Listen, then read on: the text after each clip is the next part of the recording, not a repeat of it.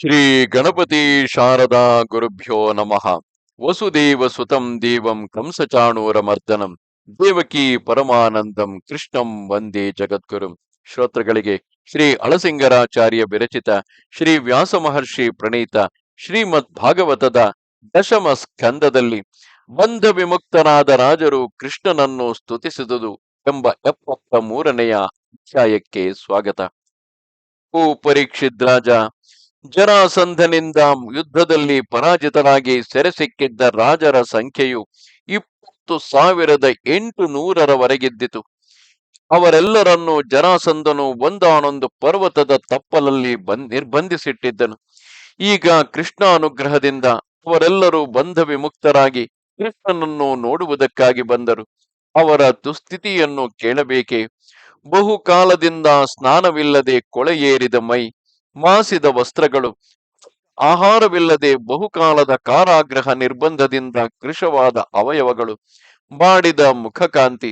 ಇಂತಹ ಸ್ಥಿತಿಯಲ್ಲಿ ಅವರೆಲ್ಲರೂ ಬಂದು ನೀಲ ಮೇಘ ಶ್ಯಾಮನಾಗಿ ಪೀತಾಂಬರದಿಂದಲೂ ಶ್ರೀವತ್ಸ ಚಿಹ್ನದಿಂದಲೂ ಕಮಲ ದಳದಂತಿರುವ ಕಣ್ಣುಗಳಿಂದಲೂ ಪ್ರಸನ್ನ ಮುಖದಿಂದಲೂ ಶಂಖ ಚಕ್ರ ಗದಾ ಪದ್ಮಗಳೊಡಗೂಡಿದ ಚತುರ್ಭುಜಗಳಿಂದಲೂ ಕಿರೀಟ ಕುಂಡಲ ಹಾರ ಕಟಕ ಕಟಿಸೂತ್ರಾಂಗದ ಕೌಸ್ತುಭ ವನಮಾಲ್ಯಾದಿ ಅಲಂಕಾರಗಳಿಂದಲೂ ಶೋಭಿತನಾಗಿ ಲೋಕಮೋಹನಾಕಾರವುಳ್ಳ ಶ್ರೀಕೃಷ್ಣನನ್ನು ಕಂಡರು.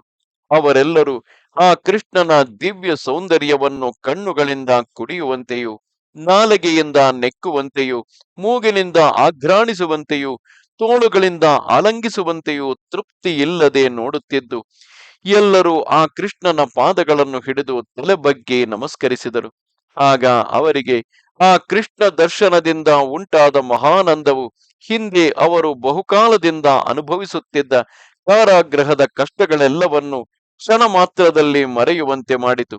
ಎಲ್ಲರೂ ಬದ್ಧಾಂಜಲಿಗಳಾಗಿ ನಿಂತು ಹೀಗೆಂದು ಸ್ತುತಿಸುವರು: ದೇವದೇವೇಶ, ಆಶ್ರಿತ ದುಃಖ ನಿವಾರಕ, ಅವ್ಯಯ ಕೃಷ್ಣ, ನಿನಗೆ ನಮಸ್ಕಾರವು. ಶರಣಾಗತರಾದ ನಮ್ಮನ್ನು ಉದ್ಧರಿಸು.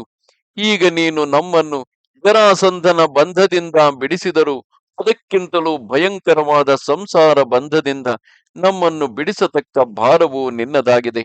ಓ ನಾಥ ಮಧುಸೂದನ, ಆ ಜರಾಸಂಧನು ನಮ್ಮನ್ನು ಸೆರೆಯಲ್ಲಿ ನಿರ್ಬಂಧಿಸಿಟ್ಟುದಕ್ಕಾಗಿ ನಾವು ಸ್ವಲ್ಪವೂ ಅವನ ಮೇಲೆ ಕೋಪಿಸಲಾರೆವು. ಏಕೆಂದರೆ ನಾವು ರಾಜ್ಯಭ್ರಷ್ಟರಾಗಿ ಸೆರೆಯಲ್ಲಿ ಸಿಕ್ಕಿಬಿದ್ದುದರಿಂದಲ್ಲವೇ ಈಗ ನಿನ್ನ ಅನುಗ್ರಹಕ್ಕೆ ಪಾತ್ರರಾಗಿ ನಿನ್ನನ್ನು ಸಾಕ್ಷಾತ್ತಾಗಿ ನೋಡುವ ಭಾಗ್ಯವು ಲಭಿಸಿತು. ಆದುದರಿಂದ ಜರಾಸಂಧನ ನಿರ್ಬಂಧವು ನಮಗೆ ಗುಣರೂಪವಾಗಿಯೇ ಪರಿಣಮಿಸಿತು. ರಾಜ್ಯಾಧಿಕಾರದಲ್ಲಿ ಇರತಕ್ಕ ರಾಜನು ತನ್ನ ಐಶ್ವರ್ಯ ಮದದಿಂದ ಬೀಗಿ ಮೆರೆಯುತ್ತಾ ತನ್ನ ಶ್ರೇಯಸ್ಸಿಗೆ ದಾರಿಯನ್ನೇ ತಿಳಿಯಲಾರನು. ಅಂತವನು ನಿನ್ನ ಮಾಯೆಯಿಂದ ಮೋಹಿತನಾಗಿ ಅನಿತ್ಯವಾದ ಭೋಗ ಸಮೃದ್ಧಿಯನ್ನೇ ನಿತ್ಯವೆಂದು ಭ್ರಮಿಸುವನು.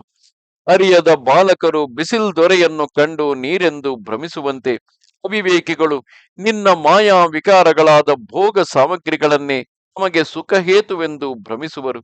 ಓ ಪ್ರಭು, ಹಿಂದೆ ನಾವು ರಾಜ್ಯಾಧಿಕಾರದಲ್ಲಿರುವಾಗ ಐಶ್ವರ್ಯ ಮದದಿಂದ ಮುಂಗಾಣದಿದ್ದೆವು. ರಾಜ್ಯವನ್ನು ಹೆಚ್ಚಿಸಬೇಕೆಂಬ ದುರಾಸೆಯಿಂದ ನಮ್ಮ ರಾಜಕುಲದಲ್ಲಿಯೇ ಒಬ್ಬರಿಗೊಬ್ಬರು ಹೋರಾಡುತ್ತಾ ನಮ್ಮ ಬೆನ್ನ ಹಿಂದೆ ಕಾದಿರುವ ಮೃತ್ಯುವನ್ನು ತಿಳಿಯದೆ ದಯಾಶೂನ್ಯರಾಗಿ ಪ್ರಜೆಗಳನ್ನು ಕೊಲ್ಲುತ್ತಿದ್ದೆವು. ಹೀಗೆ ಮದಾಂಧರಾಗಿದ್ದ ನಾವೇ ಈಗ ನಿನ್ನ ಶರೀರಭೂತವಾದ ಕಾಲದಿಂದ ರಾಜ್ಯ ಭ್ರಷ್ಟರಾಗಿ ಹೆಮ್ಮೆಯಡಗಿದ್ದೆವು. ನಿನ್ನ ಅನುಗ್ರಹದಿಂದಲೇ ಈಗ ನಿನ್ನ ಪಾದ ಸಾನ್ನಿಧ್ಯವನ್ನು ಸೇರಿದೆವು. ಆದುದರಿಂದ ಇನ್ನು ಮೇಲಾದರೂ ನಮಗೆ ಅನೇಕ ರೋಗಗಳಿಗೆ ಗುರಿಯಾಗಿ ಯಾವಾಗಲೂ ನಾಶ ಹೊಂದತಕ್ಕ ಈ ದೇಹದಲ್ಲಿ ಮೃಗತೃಷ್ಣೆ ಅಂದರೆ ಬಿಸಿಲ್ ದೊರೆಗೆ ಸಮಾನವಾದ ರಾಜ್ಯ ಸುಖದಾಸೆಯು ಹುಟ್ಟದಂತೆ ಅನುಗ್ರಹಿಸು. ಮತ್ತು ದೇಹಾವಸಾನದಲ್ಲಿ ಯಜ್ಞ ಯಾಗಾದಿ ಕರ್ಮಗಳಿಗೆ ಫಲವಾಗಿ ಲಭಿಸತಕ್ಕ ಸ್ವರ್ಗಾದಿ ಸುಖಗಳು ಕೂಡ ಕೇಳುವಾಗ ಮಾತ್ರ ಕಿವಿಗಿಂಪಾಗಿರುವುದೇ ಹೊರತು ಅದನ್ನು ಅನುಭವಿಸುತ್ತಿರುವಷ್ಟು ಕಾಲವು ಆ ಪುಣ್ಯ ಫಲವು ಎಂದಿಗೆ ತೀರಿ ಹೋಗುವುದೋ ಎಂಬ ಭಯಕ್ಕೆ ಕಾರಣವಾಗಿ ದುಃಖ ಮಿಶ್ರವಾಗಿಯೇ ಇರುವುದು. ಆದುದರಿಂದ ಆ ಸ್ವರ್ಗಾದಿ ಸುಖಗಳನ್ನು ನಾವು ಕೋರುವವರಲ್ಲ. ನಮಗೆ ಈ ಸಂಸಾರ ಸಂಬಂಧವು ಬಿಟ್ಟು ಹೋಗುವವರೆಗೆ ನಿನ್ನ ಪಾದಾರವಿಂದಗಳ ಸ್ಮರಣವು ತಪ್ಪದಿರುವುದಕ್ಕೆ ಉಪಾಯವೇನು ಅದನ್ನು ಅನುಗ್ರಹಿಸಬೇಕು. ಕೃಷ್ಣ, ವಾಸುದೇವ, ಹರಿ, ಪರಮಾತ್ಮ, ಅರ್ಥಾರ್ಥಿಹರ, ಗೋವಿಂದ, ನಿನಗೆ ಬಾರಿ ಬಾರಿಗೂ ನಮಸ್ಕಾರವು ಎಂದರು. ಹೀಗೆ ರಾಜರು ಸ್ತೋತ್ರ ಮಾಡುವುದನ್ನು ಕೇಳಿ ಭಕ್ತವತ್ಸಲನಾದ ಕೃಷ್ಣನು ಕೃಪಾವಶನಾಗಿ ಅವರನ್ನು ಕುರಿತು ಮಧುರ ವಾಕ್ಯದಿಂದ ಹೀಗೆಂದು ಹೇಳುವನು.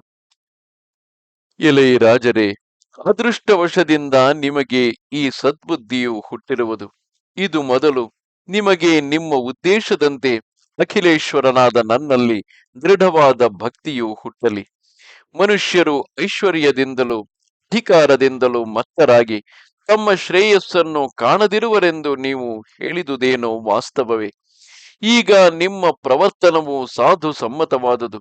ಹಿಂದೆ ಕಾರ್ತವೀರ್ಯ, ನಹುಷ, ವೇನ, ರಾವಣ, ನರಕಾಸುರಾದಿ ರಾಜರು, ಇನ್ನೂ ಅನೇಕ ದೇವದಾನವರು ತಮ್ಮ ಐಶ್ವರ್ಯ ಮದದಿಂದಲೇ ತಮಗಿದ್ದ ಉತ್ತಮ ಪದವಿಯನ್ನು ಕಳೆದುಕೊಂಡರು.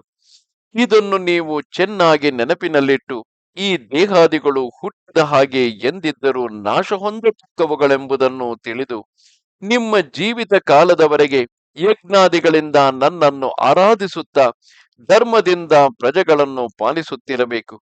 ಪುತ್ರ ಪೌತ್ರಾದಿಗಳಿಂದ ನಿಮ್ಮ ಸಂತಾನವನ್ನು ವೃದ್ಧಿಗೊಳಿಸಬೇಕು. ಜನನ ಮರಣಗಳಲ್ಲಿ ಆಗಲಿ, ಸುಖ ದುಃಖಾದಿ ದ್ವಂದ್ವಗಳಲ್ಲಿ ಆಗಲಿ ಮನಸ್ಸು ಕಲಗದೆ ಸಮಬುದ್ಧಿಯಿಂದ ಸಹಿಸಿಕೊಳ್ಳುತ್ತಾ ನನ್ನಲ್ಲಿಯೇ ನಟ್ಟ ಮನಸ್ಸುಳ್ಳವರಾಗಿ ನಿಮ್ಮ ಕಾಲಶೇಷವನ್ನು ಕಳೆಯಿರಿ. ದೇಹಾದಿಗಳಲ್ಲಿ ಅಹಂಕಾರ ಮಮಕಾರಗಳನ್ನು ತ್ಯಜಿಸಿ ಉದಾಸೀನರಾಗಿದ್ದು ಆತ್ಮ ಪರಮಾತ್ಮ ತತ್ವವನ್ನು ಯಥಾಸ್ಥಿತವಾಗಿ ತಿಳಿಯುತ್ತೀರಿ. ಈ ರೀತಿಯಿಂದ ನಿಮ್ಮ ಪ್ರಾರಬ್ಧ ಕರ್ಮಗಳನ್ನು ಕಳೆದ ಮೇಲೆ ನೀವು ನನ್ನ ಸಾನ್ನಿಧ್ಯವನ್ನು ಸೇರಬಹುದು ಎಂದನು. ಸರ್ವೇಶ್ವರನಾದ ಭಗವಂತನು ಆ ರಾಜರಿಗೆ ಹೀಗೆಂದು ಆಜ್ಞಾಪಿಸಿ ಅವರಿಗೆ ಅಭ್ಯಂಗನ ಸ್ನಾನಾದಿಗಳನ್ನು ಮಾಡಿಸುವುದಕ್ಕಾಗಿ ಕೆಲವು ಪುರುಷರನ್ನು ಸ್ತ್ರೀಯರನ್ನು ನಿಯಮಿಸಿದನು. ಮಗಧ ರಾಜನಾದ ಸಹದೇವನಿಂದ ಅವರಿಗೆ ಉತ್ತಮ ವಸ್ತ್ರಾಭರಣಗಳನ್ನು ಗಂಧ ಪುಷ್ಪಾದಿಗಳನ್ನು ತರಿಸಿಕೊಟ್ಟು ಅಲಂಕಾರ ಮಾಡಿಸಿದನು.